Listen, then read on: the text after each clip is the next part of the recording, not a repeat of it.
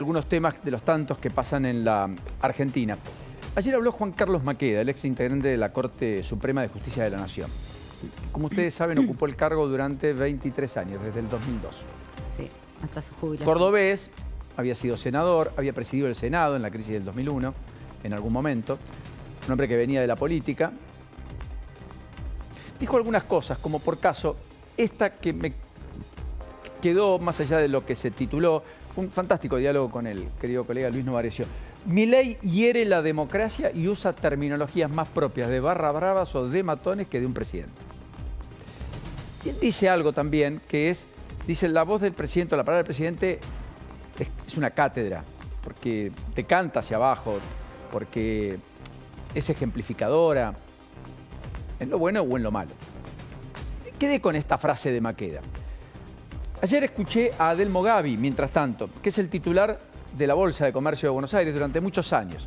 Alguien que además tiene una simpatía abierta por el presidente y alguien que está viendo el proceso económico en la Argentina con beneplácito y está, diría que, muy envalentonado en la idea de que Argentina pueda dar definitivamente a la página y ponerse en una senda en donde el mercado de capitales, por caso, sea un mercado mucho más activo, más diversificado, con gente que entre al mercado de capitales, cosa que no ocurre de manera tan masiva como en otros países, como en Estados Unidos, que haya personas, vos, otros de los que nos están viendo, que compren títulos, acciones de empresas que les permitan a esas empresas financiarse y por lo tanto hacer inversiones y por lo tanto expandirse. Y vos, mientras tanto, tener una rentabilidad. Que la inversión en la Argentina no sea comprar dólares, comprar ladrillos, que no está mal, que mueve la economía también, o en su defecto, hacer un plazo fijo.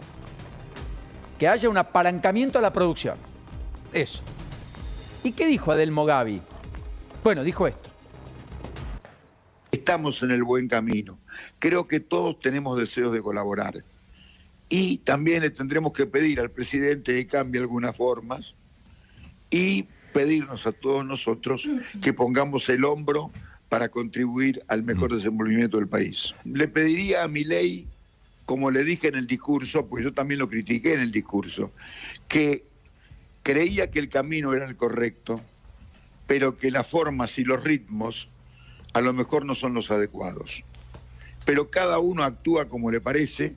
El presidente ganó las elecciones de esta forma y seguramente estará encarando la campaña electoral de la misma forma con que encaró la anterior. Allí estaba Adelmo Gavi. Uní las dos cosas. Y las uní en tren de procurar aportar a un debate que está en esencia sobre la mesa. Cuando hoy el presidente va al encuentro de la sociedad rural y la mesa de enlace a la rural, gestiona la relación, hace política, conduce el proceso, pone al campo bajo su tutela para conducirlo hacia un futuro mejor. O por lo pronto, con los dirigentes se establece un diálogo, que no es lo que es habitual en el presidente. El presidente tiene diálogos con pocos. No hace reuniones en Olivos con los gobernadores, no come asado, pero no lo hace con muchos sectores. Tiene sus amigos, por supuesto tiene derecho a... Y eso es un aspecto que muchos le cuestionan. Eso es lo que marcamos de la gestión de la política por parte de quien conduce el sistema político, que es la máxima figura y el principal eslabón, que es el presidente mismo. Y quiero contar lo que pasó ayer, que para muchos pasó desapercibido. Hay un juez, que es un juez, Alberto Recondo, de La Plata, Lourdes lo conoce muy bien, Sí. Juez federal, que tomó una decisión en medio de una avanzada judicial que estableció a través de Andrés Gil Domínguez y Ian Moche, el chiquito que estuvo aquí con nosotros, que disparó los cuestionamientos del presidente después de la entrevista que mantuvimos con él, a propósito de su discusión con el titular de la ANDIS, que es la Agencia Nacional de Discapacidad. Bueno, Ian fue a la justicia para pedirle que el presidente se retracte, que baje el posteo, se sintió atacado.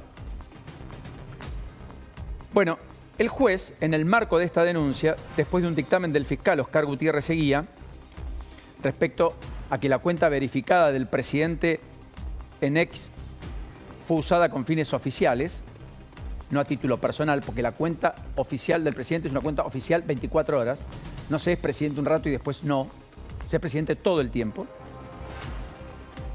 El juez le dio un plazo de 5 días al presidente para que explique y le explique a Ian, el niño con autismo, su posteo, que había sido muy fuerte. ¿Qué es lo que abre el capítulo del juez Recondo? Abre el capítulo de que, por caso, cuando él tuitea sobre, o escribe en X, o postea sobre la causa Libra, eso que está posteando no lo puede haber hecho a título personal, independientemente del lugar en donde estaba y demás, porque ese posteo es en una cuenta oficial. ¿Qué era el argumento del presidente? Lo hizo a título personal. Quería apoyar a alguien que estaba tratando de hacer una incubadora para financiamiento de empresas. Con lo cual, el interrogante que se abre es si tras este fallo se complica eventualmente esta situación del presidente de la causa Libra. Y uno cuando ve el juez, uno diría, bueno, es un juez cuca, como le gusta decir al presidente en algunos casos. Es alguien vinculado al kirchnerismo. Bueno, Alberto Recondo, que es el titular del Juzgado Federal número 4 de La Plata, que volvió al centro de la escena por este fallo, efectivamente tiene una trayectoria, después de graduarse en 1982, si mal no recuerdo, en la Universidad Nacional de La Plata, nacido en La Plata por otra parte, y después de haber ejercido en el sector privado como 30 años como abogado, tiene una trayectoria de 14 años en la Justicia Federal. Fue nombrado en 2011, en noviembre del 2011, por decreto de Cristina Fernández de Kirchner. Uno podría decir, bueno, es un juez K. No me gusta nada él, pero estoy simplemente haciendo una simbología de lo que se dice habitualmente hoy. Bueno, miren, en 2013, este juez, Recondo, fue uno de los jueces que declaró inconstitucional la reforma judicial que impulsaba el kirchnerismo. Este juez se plantó frente al poder omnipresente de una presidente que la había nombrado y que había sacado 54% de los votos y que en el vamos por todo quería colonizar la justicia, hacer que los jueces vayan en boletas electorales de los partidos para ocupar los cargos, llenar los casilleros, como hizo México hace poco tiempo, donde votó menos del 15% de la población. En 2015, 2 años después, fue el primer juez en frenar la ley de subrogancias que habilitaba al oficialismo de entonces, a Cristina Fernández de Kirchner, a designar jueces interinos sin concursos, saltearse los concursos y nombrar jueces interinos. Fue el primero que dijo que era inconstitucional la ley de subrogancias, que el kirchnerismo quería impulsar para poner jueces sin concurso, ocupando vacantes, firmando sentencias, haciendo justicia. Una decisión que fue ratificada después por el máximo Tribunal de Justicia, por la Corte Suprema de Justicia de la Nación. El primero fue Recondo. Su criterio sentó el precedente en defensa de lo que muchos denominaron la independencia judicial. Bueno, y en 2024 rechazó planteos para declarar inconstitucional por caso el decreto de Javier Milei y desestimó un amparo de organismos de derechos humanos que buscaba evitar eventuales indultos a represores por falta de caso concreto, sin ir más lejos. ¿Está bien? O sea, un juez con ninguna cercanía con, de fallos explícitos contestatarios a quien lo nombró, es quien está diciendo algo que se cae por su propio peso y de sentido común absoluto. La cuenta oficial de alguien que ejerce el poder, la primera magistratura, no tiene momentos donde es individual y momentos donde se es presidente. Las figuras públicas no es individual, no hay forma, no hay manera. Fue bastante concluyente. Es un tema, es un capítulo, es una investigación, no sabemos dónde termina, pero quería unir las tres cosas, porque creo que en ese sentido, menos posteos probablemente, con el tono que vino usando, que le sirvió mucho para llegar hasta acá, probablemente no para el tejido de alianzas, de acuerdos que requieren las leyes de transformación profunda que imagina para la Argentina el propio presidente y que tienen un alto cobijo social en muchos casos, más epítetos que se repiten, que pueden sumar algún adepto en la feligresía propia, de los que van a la misa de los propios, tal vez le obture esa posibilidad de ensanchar, ampliar.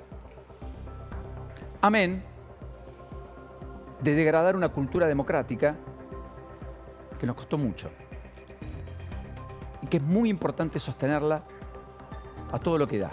Aún cuando quien la agrede esté muy cerquita de lo que pensábamos, lo que sentimos, lo que soñamos o nuestras ideas. No importa qué, porque siempre en el disenso se encuentra la riqueza indispensable que en democracia nos hace construir la opinión superadora que en general nos eleva a todos. Maxi, querido, mientras tanto... Sí, tengo para